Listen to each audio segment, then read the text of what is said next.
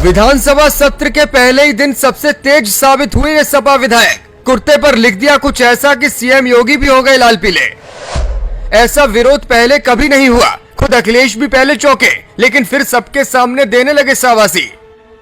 देखिए कौन है ये विधायक जो अपने कामों से हमेशा बनते हैं सुर्खियों का सबब और आज फिर से पूरे यूपी में छा गए। जिन नेताजी का कुर्ता हम आपको पीछे से दिखा रहे हैं वो समाजवादी पार्टी के विधायक हैं। अखिलेश यादव उनके साथ खड़े हैं और उन्हें शाबाशी देते हुए नजर आ रहे हैं। चलिए सबसे पहले कुर्ते के पीछे लिखा क्या है वो पढ़कर सुनाते हैं और फिर बताएंगे कि ये विधायक जी हैं कौन, जिनको लेकर के अब चर्चाएं शुरू हो गई हैं। बहुत हुआ भ्रष्टाचार, होश में आओ योगी सरकार। यूपी बना है जंगल राज, कहां सो रहे योगी महाराज। गोरखपुर का अमृत रस थानेदार बेचता है चरस, दलितों को पिलाया जाता है पेशाब, इसका कौन देगा जवाब। योगी सरकार मस्त है, कानून व्यवस्था ध्वस्त है। सपा विधायक के विरोध करने का ये तरीका सोशल मीडिया पर वायरल हो गया है। अखिलेश यादव ने भी कहा कि ये जो सत्र शुरू हुआ है उसमें सरकार विपक्ष का सामना नहीं करना चाहती, इसीलिए तो इतने कम समय के लिए सदन चलाया जा रहा है।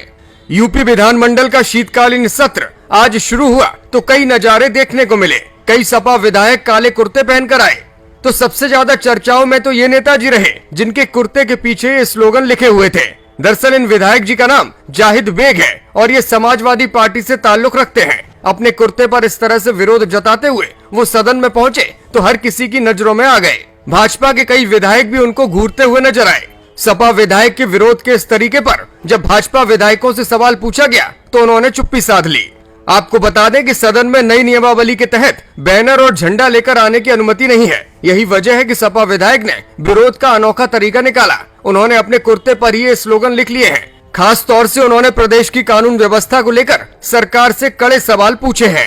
दूसरी ओर सदन के पहले ही दिन मुख्यमंत्री योगी ने विपक्ष के विधायकों से सदन की कार्यवाही में सहयोग करने की अपील की। साथ ही कहा कि सरकार विपक्ष के हर सवाल का जवाब देने के लिए तैयार है, इसलिए हो हल्ला नहीं होना चाहिए। दूसरी ओर अखिलेश यादव ने कहा विपक्ष के सवालों का जवाब सरकार को देना ही चाहिए, इसी से लोकतंत्र मजबूत होता है।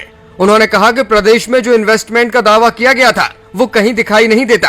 आज तक इतना समय बढ़ाने के बाद भी सड़कें गड्ढा मुक्त नहीं हो पाई हैं। गन्ने का रेट भी नहीं बढ़ाया गया, धान खरीदा नहीं गया और जानवरों से आज भी किसानों की जान जा रही है।